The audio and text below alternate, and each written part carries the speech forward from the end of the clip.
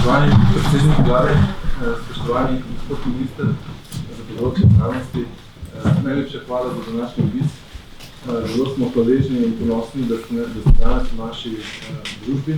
Radi bi vam pokazali nekaj naših dejavnosti, inštitutskih in raziskovalnih dejavnosti na področju biomedicinskih raziskav. Jaz bi na začetku čisto kratko predstavil inštitut, potem bi dr. Jerala in dr. Benčina bosta predstavila Center za tehnologijo genske in celične terapije, ki bi ga radi vzpostavili v naslednjih 2 letih sredstvi Evropske komisije na Sotini, ki smo pridobili, in slovenskimi kohezijskimi sredstvi. Potem bosta pa še Stani Roševič in dr. Srečar naredila kratek povzetek razvoja zdravila Urbagen, kjer vsi nekako sodelujemo pri njegovem razvoju. Zdaj smo na lokaciji Kemijskega inštituta, omenili ste, da ste prvič tukaj, še do tega smo posebej veseli. Mi smo tukaj na tej lokaciji od leta 1953, zdaj trenutno nas je okoli 460 zaposlenih, imamo 160 doktorantov in doktorandov, pa promoko prenašamo znanje na zelo močno. Mi smo z našimi projekti zelo dobro vpeti v naslavljanje vseh treh družbenih izzivov. Za današnji dan sta pomembno zeleni prehod in zdravje. Drugače pokrivamo več kot 2/3 ciljev trajnostnega razvoja Združenih narodov. Še posebej smo veseli uspehov v evropskem prostoru, zelo dobro smo vpeti v evropski prostor. Lani smo izvajali preko 60 evropskih projektov, 5 projektov Evropskega raziskovalnega sveta. To so te najbolj prestižni projekti, kjer smo jih pridobili kar 8 do zdaj. V lanskem letu 2, profesor Jerala je pridobil enega in še dr. Tina Lebar je pridobila projekt za raziskovalke na začetku kariere. Ona se vrača iz Harvarda v Ljubljano, v bistvu že prišla, se mi zdi, da je ravno kar prišla, tako da tukaj na našem inštitutu in obdelovala z raziskavami. Prenašamo tudi znanje preko odcepljenih podjetij in inovacij do nekih izdelkov in industrijskih aplikacij.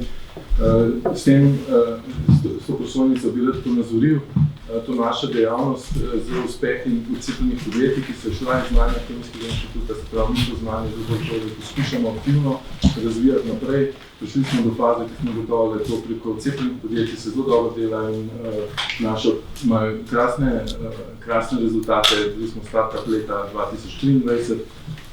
Podjetje Majko je pa lani podpisal prvo pogodbo slovenskega podjetja s skladom tveganega kapitala Vesna, ki bi tudi vzpostavljal v lanskem letu za razvoj inovacij. To okolje se zelo lepo razvija v Sloveniji. Smo veseli, da tudi na tak način lahko prispevamo z inovacijskimi aktivnostmi. Kemijski inštitut zelo veliko napora in energije vlaga v razvoj infrastrukture, znanstvene raziskovalne infrastrukture. Vzpostavljamo večje kose raziskovalne opreme. Nam se zdi to zelo pomembno in pomen tega bi rad ponazoril s tem citatom Nobelovca Rosina Franka. On je 2019 prišel na inštitut, ko je bila inauguracija bioelektronskega mikroskopa in ko je vprašanje iz publike, zakaj Slovenija potrebuje tako drago opremo, izstrelil zelo odločno, potrebujete zato, da ste kompetitivni.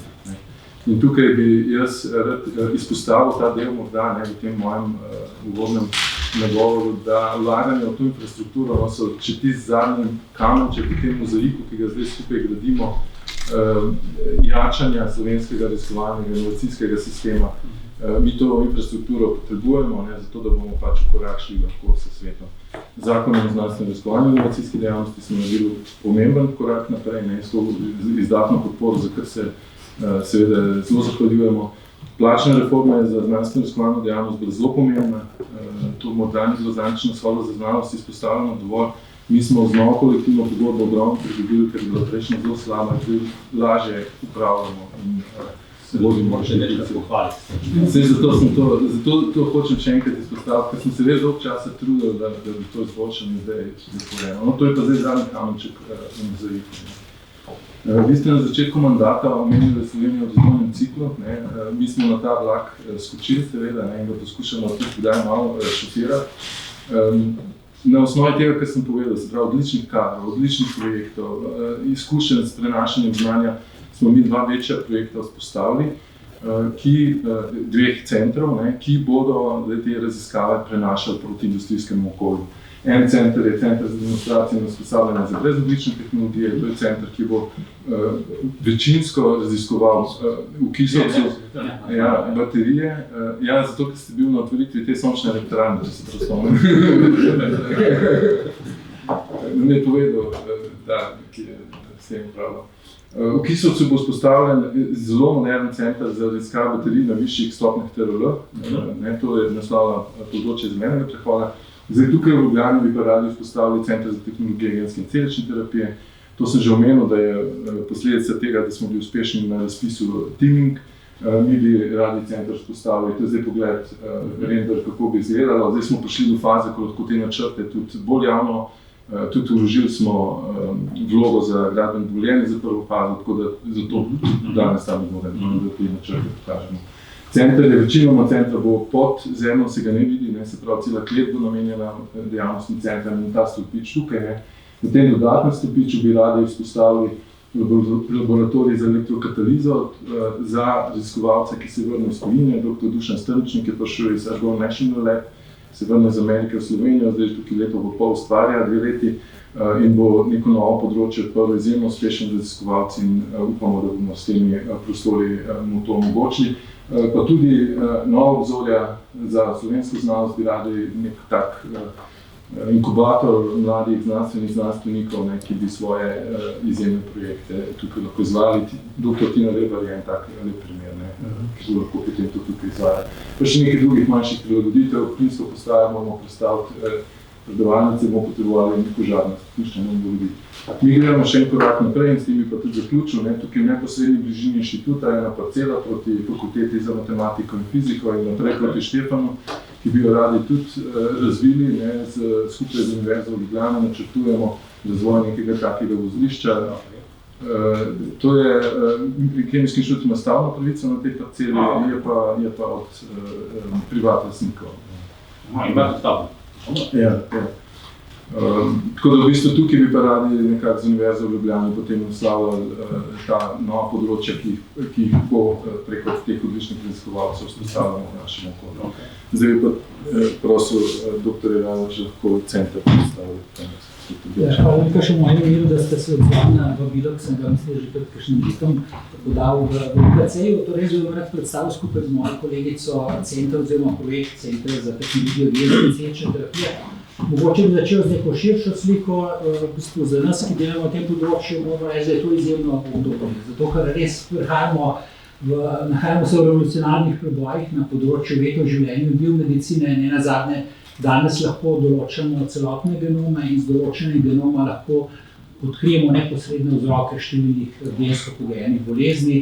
Danes s pomočjo umetne inteligence lahko načrtujemo, napovedujemo strukture proteinov in načrtujemo povsem nove proteine z zelo novimi zanimivimi lastnostmi. In tisto, kar je pomembno, ne samo, da prepoznamo, ampak tehnologija danes tudi omogoča popravljanje mutacij v genomu in s tem v bistvu tudi popravljanje teh neposrednih vzrokov bolezni. Danes lahko tudi programiramo človeške celice, recimo imunoterapija raka, z kartni celicami, tak primer človeške celice reprogramiramo, zato da delujejo kot rak. Take terapije so izjemno učinkovite in danes je odobrenih v FDA torej že več kot 30 genskih terapij, okrog 500 je v testiranju, računamo, da bo nekje 20 novih terapij letno odobrenih, se pravi, to je res izjemno čas za vedno zdravilo za nove bolezni. Problem je pa seveda dostopnost. Te terapije so izjemno drage, od $500 000 navzgor do več kot 3 milijone. In tukaj seveda je izziv za vsako zdravstveno blagajno, katerekoli države na svetu. Po drugi strani pa mislim, se lahko na Kemijskem inštitutu tudi pohvalimo z znanstvenimi dosežki na področju, konkretno na področju, ki so relevantne za translacijo medicino. Tukaj je nekaj primerov dosežkov, mislim, da jih imamo še zmoče za 2 strani, takih, da so res zanimivi.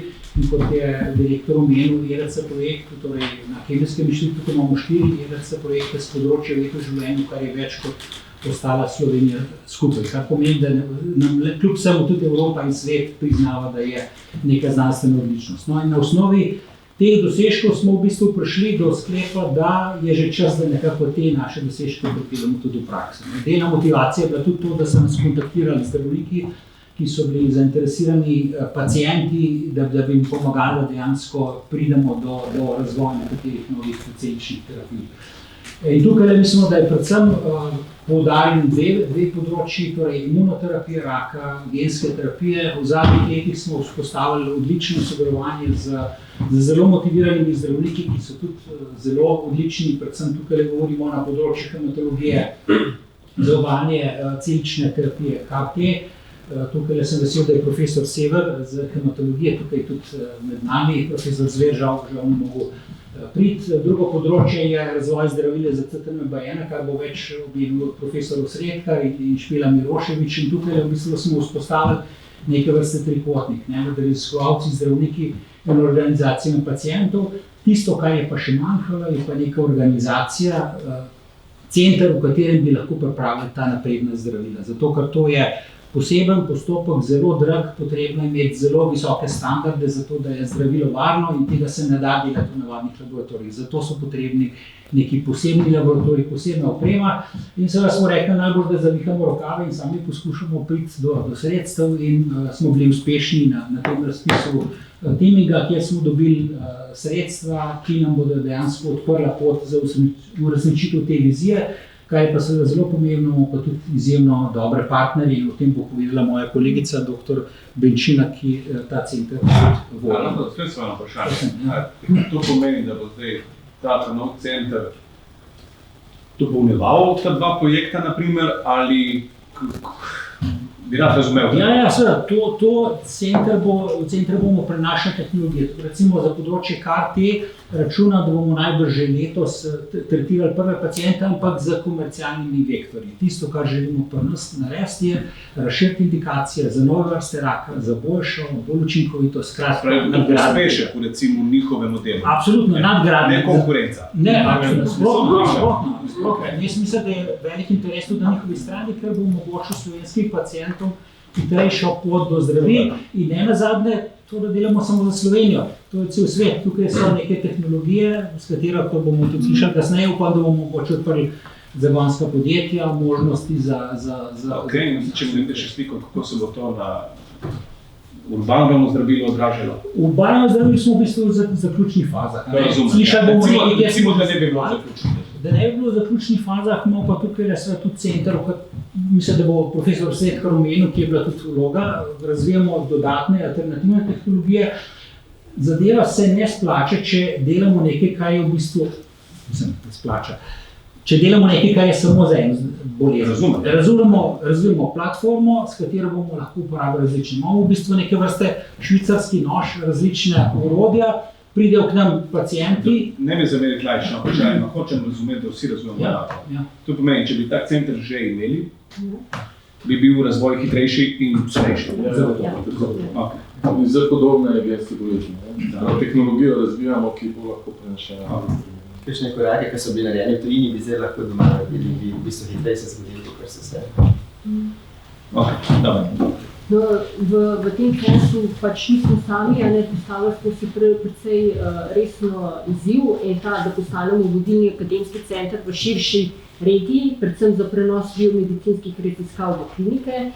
In ključno poslanstvo pa je pravzaprav, da slovenskim pacientom in zdravnikom omogočimo hitrejšo in cenovno bolj ugoden dostop do naprednih metod zdravljenja. Cilj centra, to smo malo že vmes nakazali, je predvsem razvoj novih tehnologij, naprednih tehnologij genske in celične terapije. Pri tem pa ne smemo pozabiti ravno tako razvoja novih, se pravi na področju raziskav in inovacije, razvoja tudi zaščite intelektualne lastnine in spodbujanja biotehnoloških podjetij.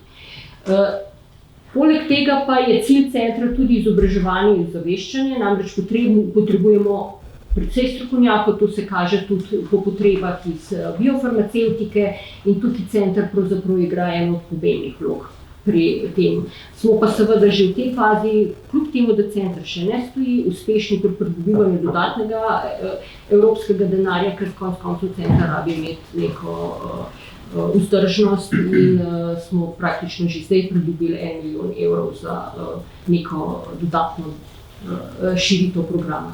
Vloga centra pa ni samo strogo znanstvena, je tudi povezovalna, se pravi, v principu center ima namen tudi povezovati vse deležnike. Tukaj govorim tudi vladno stran, se pravi upravljalce. Moram reči, da sem izjemno ponosna na to, da smo uspeli z Ministrstvom za zdravstvo in Ministrstvom za visoko šolstvo speljati en projekt, ki se imenuje RDERA, kjer pravzaprav smo lahko pristopili v to skupino raziskovalnih projektov, ki raziskujejo redke bolezni, kar je pravzaprav en prvih korakov. Hkrati pa težimo k sodelovanju seveda z našimi zdravniki, raziskovalci in bolniki naprej osredotočeni v nove raziskave. Naši partnerji, to je precej pomemben poudarek, so pravzaprav eminentne inštitucije iz Evrope, pri tem bi posebej postavila Univerzitetni college iz Londona. Oni praktično na letni ravni vlagajo približno 40 milijonov funtov v raziskave translacije in na podlagi teh vložkov so pravzaprav pripeljali že eno zdravilo praktično do prodaje. Imajo pa trenutno tri zdravila v tretji fazi kliničnega testiranja in so nam izjemna podpora pri uvajanju njihovega znanja v naš center. Hkrati bi pa seveda omenila tudi Charité University Hospital Berlin, in pa Utrecht University Medical Center, ki pravkar v tem času gradita nove prostore, čiste prostore za proizvodnjo podobnih produktov, kot jih imamo v Sloveniji, se pravi, da služijo temu. Kaj bo center delal oziroma do kje pravzaprav je vloga centra? Vloga centra je prenos temeljnih in aplikativnih raziskav do predklinične faze. Z zaključkom predklinične faze pa je namen povezati z našimi kliniki in v bistvu skupaj z kliniki pripeljati zdravilo do končnega produkta oziroma do terapije. Mogoče še čisto za konec, pravzaprav kakšna je naša časovnica. Trenutno smo v fazi 2, se pravi, nekako imamo cilj vzpostaviti infrastrukturo do konca leta 2027, s tem, da so pomembni mejniki zaključek dela in pa zaposlitev osebja. Center pa bo zagotovil neko večnamensko akademsko enoto za pripravo tehnologij po smernicah GMP, kar bo omogočilo, da te tehnologije lahko preidejo neposredno v kliniko. Hkrati pa dodatne prostore za predklinične raziskave, ki so ključne za uvajanje samih tehnologij v kliniko in pa razvoj analitike, opremo in pa znanje. In tukaj je ključno tudi poudariti, da to so pravzaprav prostori, ki niso izključno namenjeni samo Kemijskemu inštitutu, ampak slovenskemu področju, ki dela na področju raziskav genske in celične terapije, da jim zagotovimo to infrastrukturo. Lepo je zdala. Hvala. Jaz bi pa rad zelo na hitro predstavil pot, ki smo skupaj s centrom in imamo in z družino prehodili raziskovalci v kliničnem centru s partnerji, ki smo jih prednajdeli pretežno v lokalnem okolju, v Kemijskem inštitutu, pa tudi v tujini.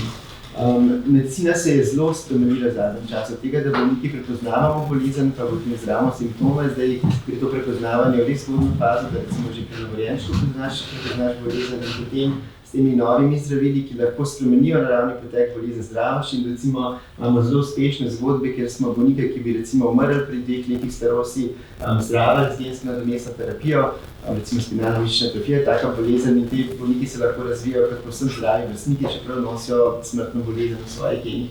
Tudi, ko smo v Fantku Urbanu odkrili, da ima CTNA sindrom, so potem je družina stopila z nami v stik in smo potem takoj začeli iskati, kako bi lahko se po tej poti podali, čeprav v tistem času take poti v našem okolju še nihče ni prehodil, da smo začeli to mrežo ustvarjati. Gre za super redko bolezen, 51,000 otrok tako bolezen ima, gre za okvaro ene beljakovine, ki je zelo pomembna za razvoj. In to se kaže pri bolnikih tako, da zaostajajo v razvoju, so intelektualno ovirani, imajo gibalne težave in še številne druge težave. V času, odkar smo prvega bolnika prepoznali, smo še 3 druge, tako da zdaj vemo za 4 bolnike v Sloveniji. Tako da družina potem ustanovila CTNA fundacijo, katera primarna naloga je bila zbrati sredstva za te prve korake razvoja. Po drugi strani pa smo v bistvu skozi to fundacijo uspeli zelo uspešno mrežo razširiti med slovenskimi raziskovalci in tudi raziskovalci v tujini. In ker v bolezni je bilo zelo malo znanega, smo v bistvu se našli tudi načine, kako se te bolezni malo naučiti več, da smo sploh videli, kaj pravzaprav hočemo zdraviti. Tako da prvi korak, ki smo ga naredili, je to, da smo vse takrat znane bolnike, za 400 bolnikov smo vedeli, povabili k sodelovanju, in kar 1/3 se je potem odzvala, da smo potem te njihove genetske spremembe na tem genu odkrili. Si predstavljali njihove klinične slike. Recimo smo lahko ugotovili, da več kot pol teh otrok ne more hoditi pri drugem letu in tisti, ki shodijo veliko kasneje. Tako da so sodelovali tukaj v tej študiji genotipa in fenotipa bolniki iz 20 držav po svetu. Potem so pa Urbano kri poslali v laboratorij v Avstraliji, ker smo takrat tam našli partnerje. To je recimo en korak, ki bi ga lahko v prihodnje naredili v Sloveniji, če bi tak center obstajal, kako bo obstajal. In v bistvu so potem naredili nekaj kandidatnih zdravil, ki so preizkusili najprej na Urbanovih celicah, pa potem v bistvu na organoidih, to se pravi takih tkivih, malih možganih, ki jih naredijo iz teh celic. In smo nekaj kandidatnih zdravil izbrali, ki so kazala učinkovitost. Naredili smo živalski model, ki je potem, te miške so imele podobno bolezen kot naši bolniki, in potem izbrali eno zdravilo, ki se zdelo najbolj učinkovito, ki ga potem zapeljamo naprej do te faze, da bi ga lahko v prihodnje dali prvemu bolniku.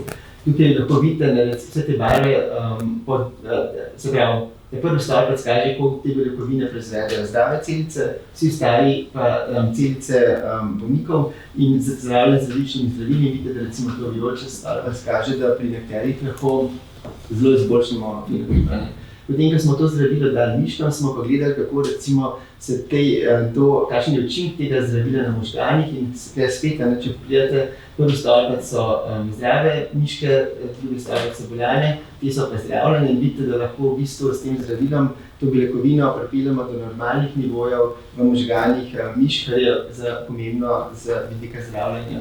Potem smo pa iskali partnerja, ki bi lahko to gensko zdravilo izdelal. Najdeli smo ga v Viragenu, špansko podjetje, ki dalo eno podobno zgodbo že skozi. Tam so v bistvu družina iz Kanade, so v bistvu ravno tako imeli otroka, ki so to pot prehodili, so razvili zdravilo in dali ga temu bolniku, pa še drugim. In tako da so imeli že izkušnje in so nam zelo pomagali, veliko teh sodelavcev na poti je to delali ali pro bono, ali pa so zelo zmanjšali stroške za razvoj našega zdravila. Tako da, ne samo ta tehnični razvoj je ena stvar, ampak v bistvu spremno treba peljati tudi številne aktivnosti v smislu tega, da mora JAZMP, etična komisija, EMA, to zdravilo odobriti, ker želimo pač odkljukati vse potrebne zahteve za to, da bomo vedeli, da smo sestavili zdravilo, ki je ne samo učinkovito potencialno, ampak tudi varno.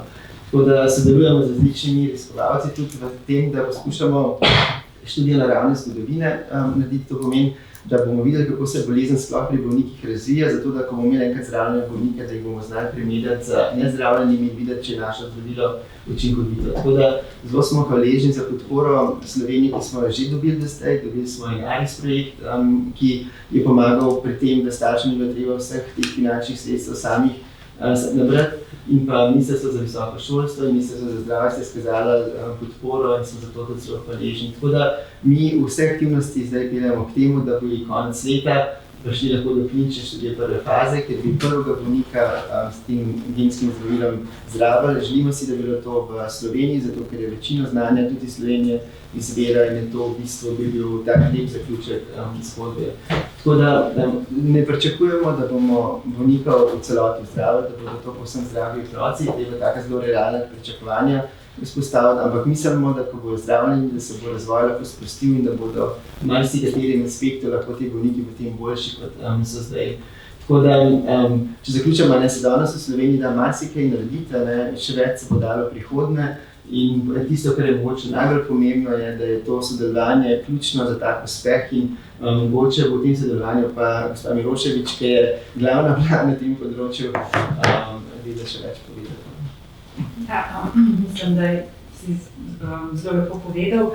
Mogoče bi dodala komentar, samo še 2 komentarja. En komentar je ta, da pravzaprav ta projekt je res plod ogromnega števila, pa tukaj pravzaprav niso vključeni vsi organizacij, podjetij, raziskovalcev in pa tudi posameznikov v Sloveniji, ki so nekako pomagali financirati začetek tega projekta in tudi nadaljevanje, nenazadnje pa tudi država, da nam je vskočila na pomoč na koncu, da smo ta program lahko izpeljali. Ključne, kar bi izpostavila, je predvsem in kar nas loči, mogoče od drugih podobnih primerov po svetu je to sodelovanje z dr. Damjanom Osredkarjem, ki je praktično prevzel razvoj, klinični razvoj, razumevanje tega simptoma, tega sindroma, ki je res, imamo pač res zelo dobro razvito to pot in pa tudi predvsem sodelovanje s Kemijskim inštitutom, z ogromno raziskovalci na Kemijskem inštitutom, ki so nudili strokovno podporo, bili so prisotni pri ogromno enih sestankih, pač, ker kot starš ne veš, ne spoznaš se na stvari, razlagali sproti stvari in pa tudi veliko testov so naredili na Kemijskem inštitutu, tiste, katere so lahko, zaradi omejitev prostorov, tako da smo lahko ta projekt pospešili in pa tudi ceneje naredili. Zdaj bo mogoče, da dodam še to, kar bi bilo drugače, če bi ta center obstajal. To pot, ki smo jo za Avstralijo prehodili, se pravi patent je trenutno v Avstraliji, mi imamo licenco. Ta patent bi lahko bil tukaj in bi potem tudi nekako na ta način lahko hranil. Hkrati pa tudi, recimo, mi smo študija učinkovitosti, to je glavna študija, na kateri pravzaprav bazirajo naši rezultati, smo peljali s Charles Riverjem. To je tudi eno ogromno podjetje, ki je zelo drago. $500 000 smo dali za to študijo. Na CTGCT-ju bi lahko to študijo za €50, pa še manj za material porabili in pa tudi pač imeli bi večjo kontrolo nad vsemi temi stvarmi. Tako da te dve partnerstvi skupaj za državo se mi zdi, da so bili ključne za to, da smo pač lahko nadaljevali ta projekt in smo ga pripeljali do zdaj. In pa še zadnja stvar, ki bi jo poudarila, je ta, prejšnji teden sem bila na enem sestanku v Washingtonu, kjer v bistvu smo bili skupaj v skupini različni raziskovalci, zdravniki, pacientov, organizacije, ki se ukvarjajo z razvojem genskih terapij. Glavna tema tega sestanka je bila, kako pravzaprav za take redke bolezni, kako obdržati financiranje, kako kljub temu, da neko zdravilo učinkuje ali pa malo slabš, ima dovolj varnostnih pogojev, ga pripeljati na trg in pač da je dostopno do vseh posameznikov. Kar je pri našem projektu tako posebno je to, da mi smo do klinične faze 1, 2 z vsemi temi partnerji, Kemijski praktično je delal zastonj, nudil vse te stvari brezplačno za naš program, tudi na UKC-ju praktično nismo nič financirali te aktivnosti, smo pripeljali ta projekt za 4-5 milijonov. Do 5 milijonov ga bomo pripeljali do klinične faze 1, 2, ključno s to fazo ga bomo za 6 do 7 milijonov. Ko sem videla na teh prezentacijah v Washingtonu, stane razvoj 40 milijonov. In zato me tudi ne čudi, da je razvoj, da je potem so cene takih zdravil tako ogromne za take redke bolezni, kjer je pravzaprav pacientov 100 ali pa še manj. Tako da mislim, da bi tak center v povezavi mogoče tudi z drugimi lahko bistveno znižal tudi cene teh zdravil v Evropi. Mi smo res zelo hvaležni za vso podporo, ki jo dobivamo in tukaj se zdaj videla en delček tega, kar delamo na inštitutu. Mislim, da manjka še tudi.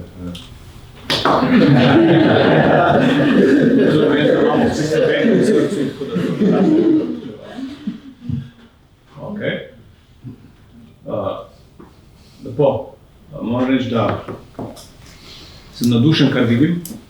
Seveda mi je žal, da tega še ni, ampak sej to je ravno čar razvoja, da vedno je še nekaj, kar nas sledi. Samo upam, da nismo izgubili preveč časa, pa da nismo začeli zaostajati, ampak po tem, kar slišim, ne zaostajamo, ravno obratno. Verjamem, da boste tudi s to investicijo zadržali svojo, neko primat, svojo rodilno vlogo, tudi v tako svetovnem kot v slovenskem delu, ker meni je oboje pomembno. Meni je res pomembno, da super je, da imamo raziskovalce, ki so svetovno uveljavljeni, še lepše je takrat, ko lahko rezultate svojega dela tudi oni ponudijo tudi domači javnosti, tisti, ki je tega potrebna. To se mi zdi, da tudi kot raziskovalce tudi najbolj izpolnjuje. Tako da me zelo veseli, da je ta korak in ta vmesni člen zdaj v zasnovi. Jaz sem prepričan, da bomo to država ne samo podprli, ampak z veseljem podprli in si želimo resnici čim več takih projektov, pa ne bo prostorska stiska, to sem vprašal prej o lastništvu, ne bo prostorska stiska tista, ki bi omejevala razvoj, ampak predvsem za ta razvoj, ker so ideje zares dobre zgodi čim prej, ker je od tega imamo na koncu vsi bistveno več. Jaz bi zdaj izkoristil priliko, pa bi ministru najprej čestitev, pa mu dam pa še izziv.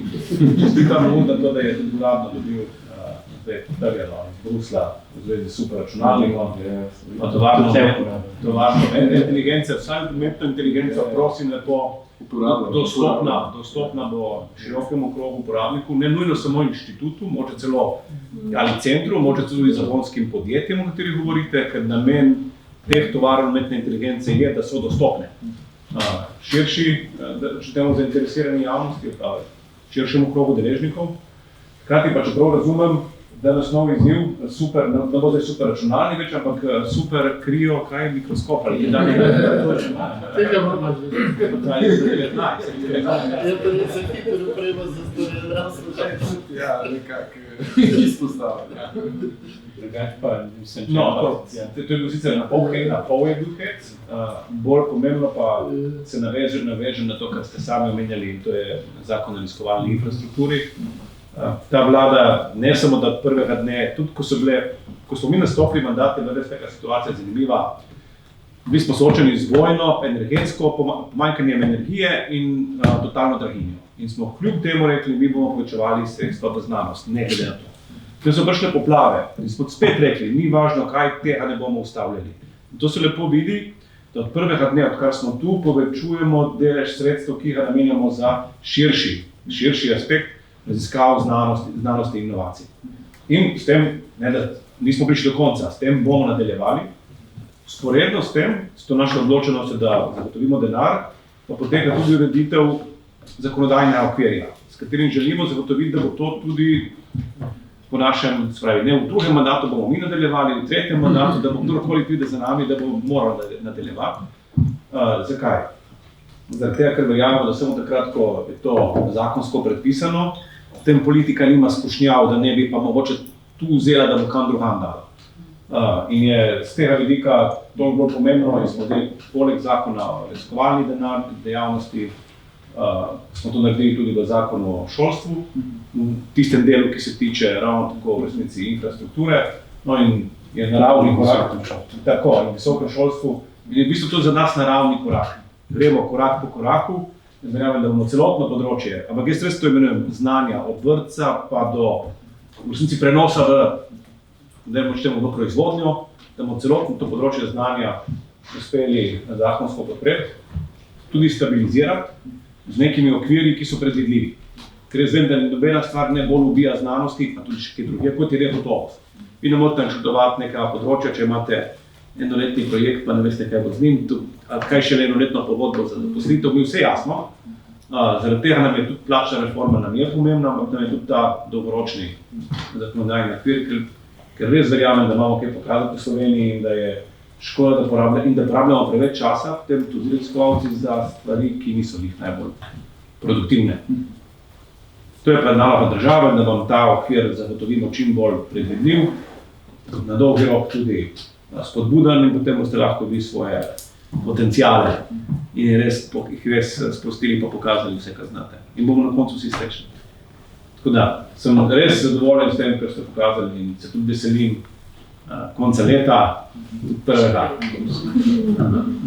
Ker bo to upanje ne samo za vašo družino pa za Urbana, ampak je to upanje tudi za vse ostale, in če bomo uspeli v tem področju redkih bolezni z genskimi terapijami prebijati meje in to še v Sloveniji tem testirati, mislim, da je to fantastična zgodba za vse tiste, ki tako ali drugače niso imeli sreče ob rojstvu, pa niso za to da čisto nič odgovorni. Odlično. Temo je postaviti za hitro, to pa ne še več projekta. A mi vrstiš kaj ugim, da nove projekta? Samo za nekaj partijel. Tiste smo v fazi razvijanja. Ti smo nedavno pridobili, tako da v bistvu zdaj je potreba podroben okoljski načrt narediti. Pogovarjamo se z univerzo, da bi nek skupen center naredil, da bi neke skupne stvari imeli kapacitete, potem bi pa vsaka inštitucija imela neke svoje. Pogovarjamo se o centru za elektrokatalizo, tega bomo peljali na teaming razpis že spet, ker je res izjemen raziskovalec, že spet Dušan Strničnik. Kvantne tehnologije želijo na Univerzi v Ljubljani tam vzpostavljati, mi imamo razvoj materialov, raznih, tako da se bo to lepo poklopilo in tak raziskovalni center, drugo leto želimo morda že tudi z arhitekturnim natečajem in tako naprej. Tako tisto šele razvijamo, tisto je bolj nek srednjeročni tak cilj naš. Ok, ena taka malo nudna. Zdaj, odkar je v Združenih državah prišlo do kleščenja programov, se pojavljajo kakšni kandidati za selitev v Slovenijo, ali Slovenci ali ne Slovenci? Počakajmo še malo, pa govorimo. Zaenkrat še ne. Zaenkrat se pač vsi so zelo frapirani nad situacijo.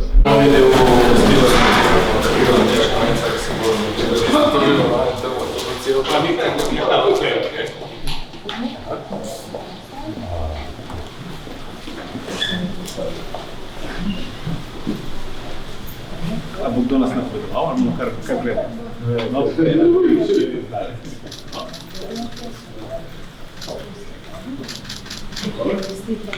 Zdaj pa tako, tlega bo ta del noter, ne? To je eno. Če bi šlo to hiter, to je Ampak kako tudi to? Je videti, da prav potrebujemo to.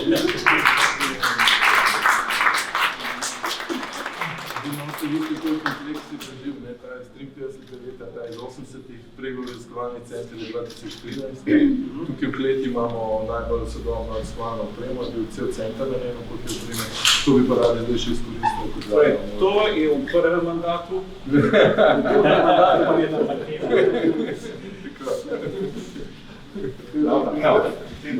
Hvala. A da nimo še sliko tako, samo malo da